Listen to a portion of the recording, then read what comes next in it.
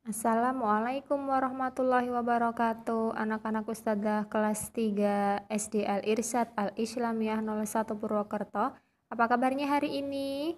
Semoga hari ini semua baik ya nak kabarnya ya. Semoga semua selalu sehat dalam lindungan Allah dan senantiasa bersyukur karena Allah telah memberikan begitu banyak nikmat kepada kita semua. Nah, untuk pelajaran Al-Islam pada hari ini, pada pertemuan kedua ini, Ustazah Susi akan menjelaskan materi selanjutnya.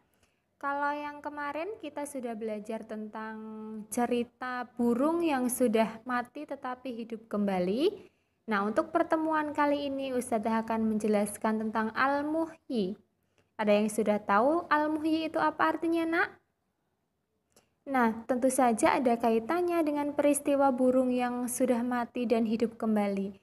Nah, kalau belum tahu, kita simak penjelasan Ustadzah berikut ini.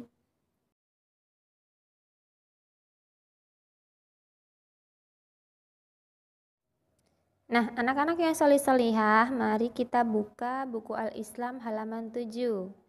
Sudah dibuka semua? Nah, di situ ada Al-Muhyi. Al-Muhyi itu adalah bahasa Arab ya, Nak ya. Al-Muhyi artinya apa?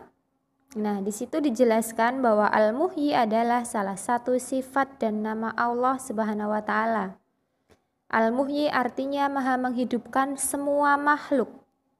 Allah Subhanahu wa taala juga mengatur kehidupan dan memberikan rizki kepada setiap makhluknya agar dapat bertahan hidup dengan baik di muka bumi.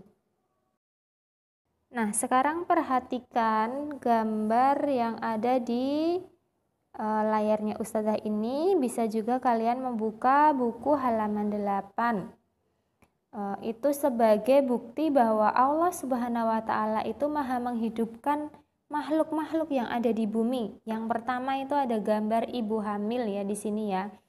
Karena ibu hamil itu adalah manusia dan manusia itu merupakan makhluk hidup. Nah, seorang ibu yang mengandung dan janin yang ada dalam kandungan tumbuh dan berkembang dan mendapatkan ruh dari Allah Subhanahu wa taala. Bukti Allah Subhanahu wa taala Maha menghidupkan yang kedua adalah hewan. Hewan di sini Ustazah ambil contoh adalah ayam. Ayam pertama kali berasal dari telur. Nah, telur ayam yang sudah dierami oleh induknya selama 21 hari akan menetas, kemudian akan tumbuh dan berkembang menjadi ayam dewasa. Contoh yang ketiga adalah tumbuhan atau tanaman. Ustazah ambil contoh tanaman kacang ya nak ya. Tanaman kacang yang berawal dari biji akan tumbuh dan berkembang menjadi tunas dan tanaman dewasa. Nah, ada yang tahu artinya tumbuh dan berkembang? Tumbuh itu bertambah ukuran dan volumenya, misal bertambah tinggi dan bertambah gemuk atau besar. Kalau berkembang itu adalah proses menuju kedewasaan, Nak. Seperti itu. Nah, sekarang anak-anak sudah tahu kan tadi 3 contoh makhluk hidup sebagai bukti bahwa Allah itu Maha menghidupkan atau Al-Muhyi. Nah, Allah juga berkuasa menghidupkan semua makhluk yang telah mati pada hari kiamat nanti. Setelah dihidupkan, semua makhluk mempertanggungjawabkan semua amal perbuatannya.